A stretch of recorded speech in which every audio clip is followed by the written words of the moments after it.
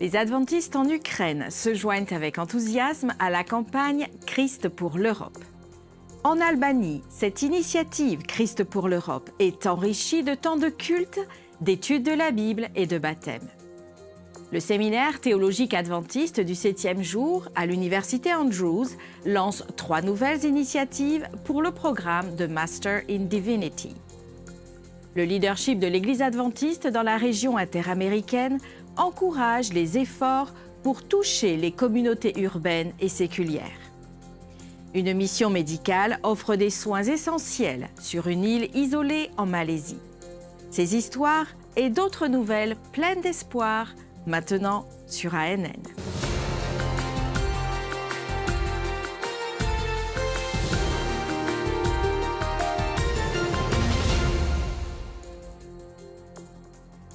Dans le dernier épisode d'ANN, nous avons été témoins de la collaboration entre la Radio mondiale adventiste et les membres d'Église sur plus de 1500 sites à travers l'Europe pour l'initiative Christ pour l'Europe. Dans le rapport qui suit, nous verrons comment l'Ukraine a exprimé un vif intérêt à s'impliquer dans cette campagne, malgré presque 2 ans de conflits dévastateurs. L'Église adventiste a chaleureusement accepté ce défi. Nos jeunes peuvent achever l'œuvre de proclamer au monde le message du dernier jour de Dieu, mais ils doivent être correctement formés. Alors qu'il était question d'évangéliser l'Europe, l'Ukraine déchirée par la guerre voulait être incluse malgré les défis évidents à surmonter. Avec enthousiasme et des prières, nous avons choisi de voir Jésus briller dans les ténèbres de l'adversité. Depuis 2020, la série évangélique de la Radio mondiale Advancite, Unlock Bible Prophecies, prépare le terrain dans toute l'Ukraine. Des passants m'ont dit qu'ils avaient regardé la série et avaient été baptisés. Maintenant, ils s'investissent dans la conversion des âmes. Gloire à Dieu. AWR savait que nous devions diffuser l'Évangile dans ces zones de guerre. Les God Pods sont des lecteurs audio à énergie solaire avec des messages bibliques et de santé préenregistrés dans la langue locale. Nous sommes associés à un petit groupe appelé Gideon's Rescue Company qui est prêt à aller, à tout moment, là où Dieu les appelle. Armés de prières, ces hommes ont passé plusieurs semaines en avril et en septembre sur les lignes de front en Ukraine pour distribuer des centaines de God Pods aux soldats. AWR a également élaboré un plan d'action pour l'aide humanitaire appelé AWR 360 on the Move, un semi-remorque équipé en matériel médical, en littérature évangélique et même d'un système de diffusion radio. En moyenne, plus de 60 personnes étaient servies chaque jour. Les Ukrainiens se sont adaptés à des circonstances extrêmes où un morceau de pain constituait le repas de toute une famille. Sous les explosions violentes des bombes, les examens d'entrée à l'université devaient être rédigés et les pasteurs se rendaient à leur église. À un moment, un mari dîne à table avec sa femme et de ses enfants. La seconde suivante, il est allongé parmi les décombres dans la rue avec de nombreuses fractures. Sa femme, son fils et sa fille ne sont plus. Il est seul et a besoin d'espoir et de réponse pour supporter une telle douleur. Le pasteur Mackey a pu partager des paroles de guérison et d'encouragement alors que le jeune homme s'est avancé pour le baptême. Dieu a placé AWR et ITM aux bons endroits au bon moment. Dans l'avion, un étranger charitable a donné $100 à Bill Hay, un intervenant de AWR. Cette somme a été remise à une famille de réfugiés qui n'avaient rien et vivaient dans une église depuis 18 mois. Avec Christ pour l'Europe, des sessions de formation lors de rencontres d'évangélisation ont eu un impact sans précédent. L'Allemagne a accueilli plus de 600 participants lors d'une seule session de formation. À Prague, Ted Wilson prêchait à une salle comble chaque soir et de nombreuses âmes se sont converties. À l'église centrale de Charnevtsi, en Ukraine, 125 à 150 personnes venaient chaque soir. En quoi ce nombre étonne ? Il est surprenant car 75 à 100 visiteurs étaient tout nouveaux, soit environ 2/3 des visiteurs n'avaient jamais entendu les vérités bibliques auparavant. En Angleterre, un miracle s'est produit lorsqu'il y a eu un conflit d'horaires avec des matchs de foot populaires fréquentés presque comme une méga-église. Dans le labyrinthe de la circulation, les chercheurs de vérité ont trouvé leur chemin vers l'église où le président de la NAD, Alex Bryant, et Philippe Baptiste prêchaient. Des baptêmes et le réengagement des membres ont suivi. L'Esprit Saint surmonte tous les obstacles. La récolte est mûre en Irlande. En assistant à un défilé de la Saint-Patrick, un pasteur pentecôtiste a reçu un livret sur le christianisme en Irlande et ce qui s'est mal passé pendant le Moyen Âge. En voyant l'annonce de notre série évangélique dans le journal local, « La religion, qu'est-ce qui a mal tourné ?», le pasteur savait qu'il devait y assister. Toute son Église l'a rejoint après avoir annulé leur propre programme. La vérité du sabbat a eu un impact profond et plusieurs ont déjà exprimé leur désir de changement. Dieu a parfaitement associé la spécialiste du marketing d'AWR, Kate Nell, à une église remplie de jeunes en Ukraine. J'étais tellement nerveux quand on m'a demandé de prêcher en Ukraine. Mais vous savez quoi? Le Seigneur a vraiment permis que je sois utilisée puissamment, comme je l'avais demandé depuis l'année dernière. 29 âmes précieuses ont été baptisées, 59 autres le seront avant la fin de l'année. Ma mère m'a beaucoup manqué. Vous m'avez manqué aussi. Nous sommes des enfants de missionnaires et nous le ferons encore. Le séminaire théologique adventiste du 7e jour de l'Université Andrews lance 3 nouvelles initiatives qui impacteront significativement le programme de Master in Divinity. L'une d'elles consiste en un programme de double diplôme, le MDiv et le Master en administration de la santé, visant à intégrer l'administration des soins de santé et le ministère pastoral. Suivons de plus près cette évolution passionnante. Cela renforcera les compétences de nombreux étudiants. Pas tous, mais beaucoup pourront travailler dans des environnements communautaires, des hôpitaux, en tant qu'aumôniers, administrateurs de santé, pour offrir plus d'opportunités de s'engager dans les centres urbains. Donc, toutes ces initiatives proposent de meilleurs outils à ceux qui sont sur le terrain. Wagner Kuhn, professeur en mission mondiale, souligne également que le programme de Master in Divinity est lancé avec une cohorte enseignée entièrement en espagnol. Ce programme, mené en collaboration avec la Fédération de Floride, est une première dans la région nord-américaine.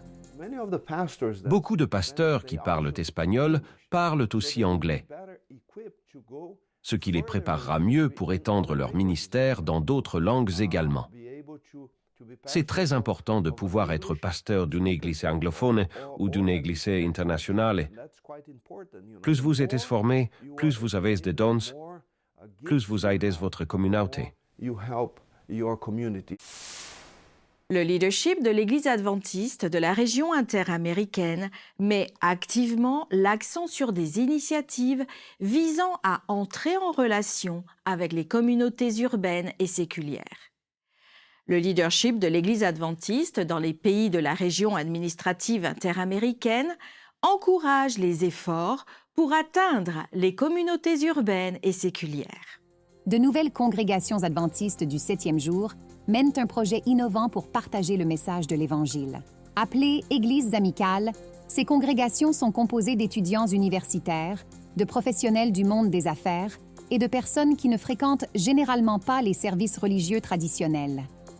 Les pasteurs et les autres dirigeants ont été spécifiquement formés pour travailler au sein de ces églises amicales.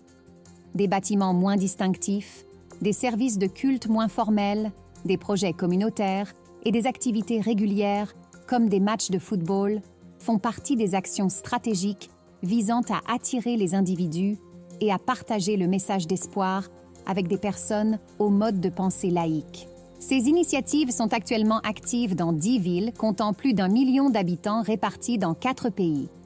le Mexique, le Salvador, la Colombie et le Panama.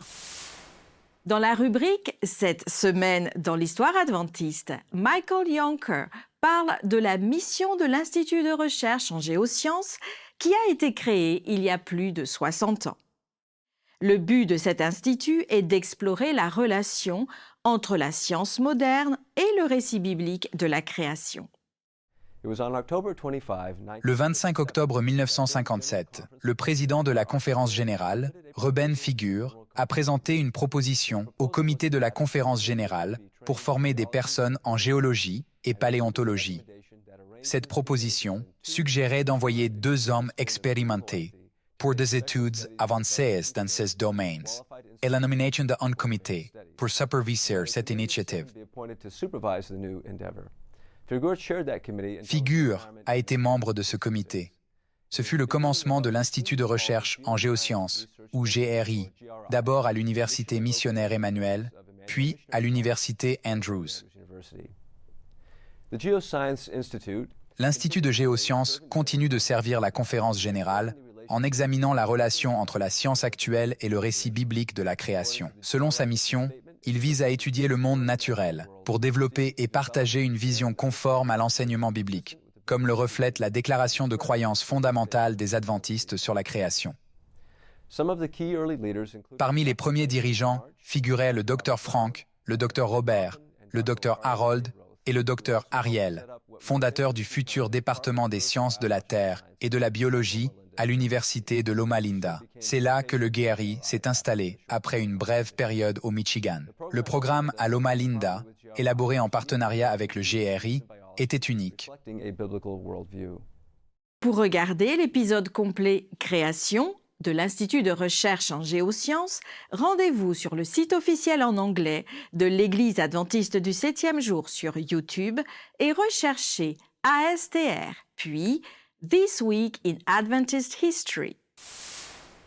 Rendons-nous maintenant en Albanie, où l'Église adventiste du 7e jour a connu un renouveau dans les années 1990, témoignant de la foi et de la résilience.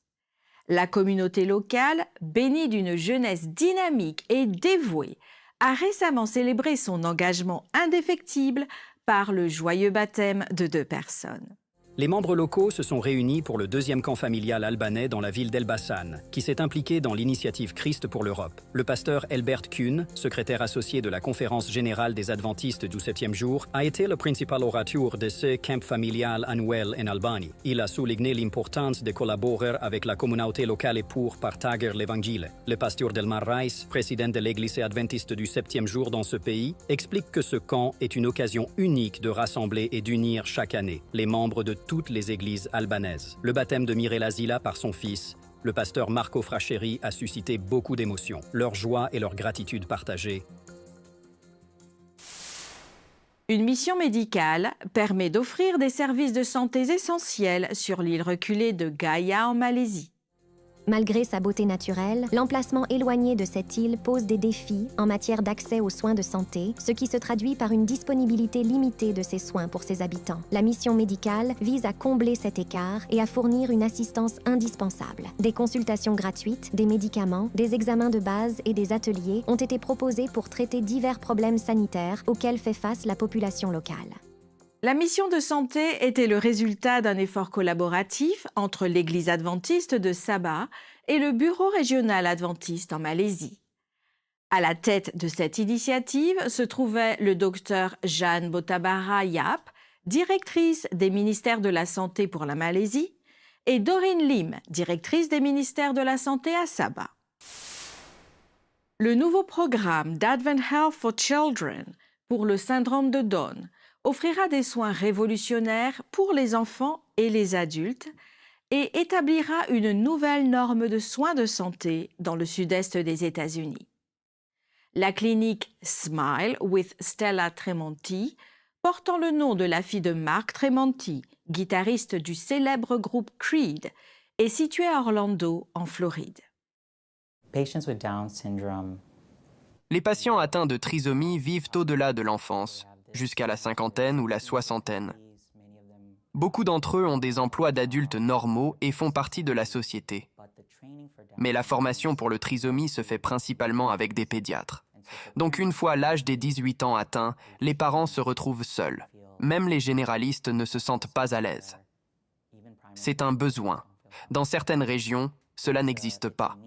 C'est pourquoi je pense que c'est vraiment important. Puisque les patients atteints de trisomie vivent plus longtemps, nous avons besoin de professionnels pour s'occuper d'eux adultes. Lorsque ma femme et moi avons découvert que notre enfant allait naître avec la trisomie 21, nous avons pris à cœur de sensibiliser et de soutenir autant que possible les personnes atteintes. Nous sommes ici pour annoncer que nous ouvrons la clinique de la trisomie 21 Smile with Stella Tremonti avec Advent Health. C'est l'une des choses les plus importantes et enthousiasmantes de notre vie. Lorsque ma femme et moi avons contacté la Société nationale de la trisomie 21 pour un partenariat avec Advent Health for Children afin de mettre en place cette clinique, l'une de leurs plus grandes préoccupations était que la plupart des cliniques se concentrent uniquement sur les enfants. Une fois qu'ils ont grandi et deviennent adultes, que font-ils? Ma femme et moi avons remarqué que plus vous investissez dans le développement de votre enfant atteint du syndrome de Down, plus vous les verrez s'épanouir. Si elle ne suivait pas de thérapie tous les jours et ne bénéficiait pas des opportunités qu'elle a eues, elle ne se serait pas épanouie. Il est très important d'avoir un centre où les gens savent que tout a été préparé pour eux. Ce n'est pas si effrayant. Advent Health for Children lance le premier programme de syndrome de Down qui offre des soins médicaux aux enfants et aux adultes dans le Sud-Est. Je pense que pour les familles, ça peut être très accablant d'obtenir le diagnostic de trisomie. Pour une famille, gérer un nourrisson atteint et consulter plusieurs spécialistes est difficile. Advent Health for Children a déjà réuni tous ses spécialistes et l'équipe pour faciliter la vie des familles. Le patient et sa famille peuvent rester dans le programme tout au long de leur vie. C'est un gros avantage. Ils ne sont jamais exclus de notre clinique. C'est beaucoup plus facile quand ils sont petits, car vous avez un pédiatre, des premières étapes et une intervention précoce qui ouvre la voie. C'est beaucoup plus difficile à mesure qu'il grandit. Il n'y a pas d'aide claire, de chemin pour la transition. C'est notre combat désormais. Nous savons que notre vie entière sera entourée de spécialistes. Nous voulions nous assurer que nous pouvions changer de médecin qui lui conviendrait bien, qui comprendrait les problèmes liés à la trisomie et tout ce qui y est relatif, toutes les pathologies multiples, mais en plus de ses connaissances, qui aurait de l'empathie et du cœur. Ça va être un soulagement, honnêtement, parce que nous avons géré cela nous-mêmes ces dernières années. Nous sommes maintenant à 5 spécialistes que j'ai pu un peu coordonner par moi-même, mais pouvoir avoir un endroit où aller et disposer de toutes les ressources dont nous avons besoin en un seul endroit sera merveilleux. Une aide humanitaire remarquable a été livrée avec succès en Ukraine dans le cadre du projet Espoir pour l'Ukraine. ADRA Roumanie a organisé le 74e convoi, transportant un total de 32 tonnes de nourriture, de produits non alimentaires, de livres, de vêtements et de chaussures, d'une valeur totale dépassant 55 000 $. Le soutien a été rendu possible grâce à un partenariat impliquant ADRA Espagne, le principal sponsor, contribuant à hauteur de 21 000 $, ainsi que le soutien de l'Église adventiste du 7e jour en Roumanie et de diverses autres organisations et instituts. Les 36 employés et bénévoles dévoués d'ADRA Roumanie ont collaboré avec les homologues d'ADRA Ukraine pour stocker les dons destinés aux régions de l'Ukraine touchées par la guerre. Depuis 1991, ADRA Roumanie est activement impliqué dans des projets de développement bénéficiant à l'ensemble de la population. Guidé par la devise « Justice, compassion, amour », ADRA Roumanie apporte joie et espoir dans la vie des bénéficiaires en promouvant un avenir meilleur, des valeurs et la dignité humaine. ADRA Roumanie fait partie du réseau international ADRA, une organisation humanitaire affiliée à l'Église adventiste du 7e jour. Elle figure parmi les organisations non gouvernementales les plus répandues dans le monde et opère dans plus de 118 pays. L'approche d'ADRA conjugue compassion et pragmatisme dans le but d'apporter de l'aide à ceux dans le besoin, sans distinction de race, d'origine ethnique, de convictions politiques ou de religion, le tout en harmonie avec une vision de servir l'humanité conforme aux Écritures. Est-ce qu'un assassin peut trouver la paix et le pardon? C'est ce que nous allons découvrir maintenant. Rencontrez le bourreau, un tueur impitoyable. J'ai tellement tué. Comment Dieu pourrait-il me pardonner? À travers la radio de sa famille, Dieu a touché son cœur lorsqu'il a réalisé qu'il était la brebis perdue. Maintenant, armé de l'Évangile, d'un projecteur et d'une radio, il est revenu dans ces mêmes villages. C'est l'histoire de Saul moderne devenu Paul, un bourreau devenu évangéliste sauveur de vie pour Dieu.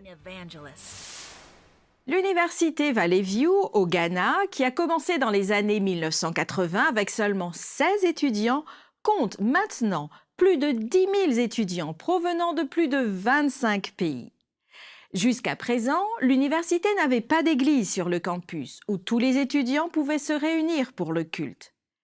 Grâce à l'offrande du 13e sabbat, ceci est sur le point de changer, offrant aux étudiants la possibilité de participer pour la première fois à un culte collectif. Il existe près de 10 000 établissements d'enseignement adventiste du 7e jour dans le monde. Au Ghana, l'université Valley View est le summum de l'éducation adventiste.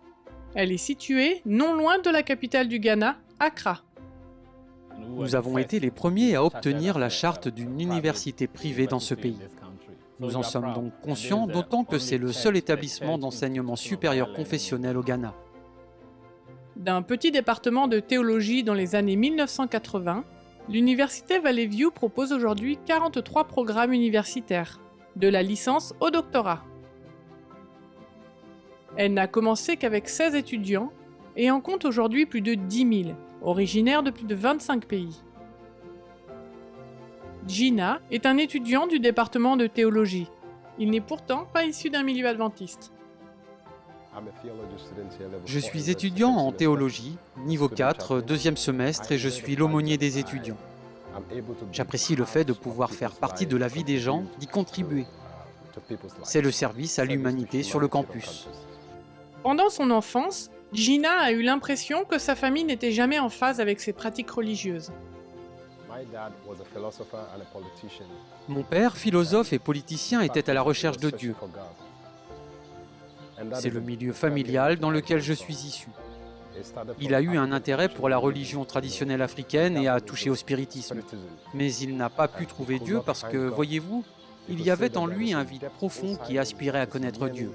Il ne l'a pas trouvé dans la religion traditionnelle africaine. Gina a été marqué par la quête de Dieu de son père. Il est devenu chrétien à l'école secondaire grâce à un évangéliste qui s'est rendu sur son campus. Aujourd'hui, aumônier des étudiants à l'université de Valley View, son désir est de partager Jésus et d'adorer ensemble avec d'autres étudiants. Cependant, l'université n'a pas d'église assez grande pour accueillir les milliers d'étudiants. Actuellement, il n'y a que des petits groupes qui se réunissent sur le campus à cause du manque d'infrastructures. Vous savez, nous n'avons pas d'église, c'est justement le problème. Tout le monde espère une structure adaptée que l'on peut s'approprier et l'appeler notre église, mais il n'y a rien de tel ici. En 2011, l'offrande du 13e sabbat a permis à l'université de Valley View d'obtenir les fonds nécessaires à la construction d'une nouvelle église. Cette église sera suffisamment grande pour permettre à 3500 étudiants de célébrer leur culte ensemble.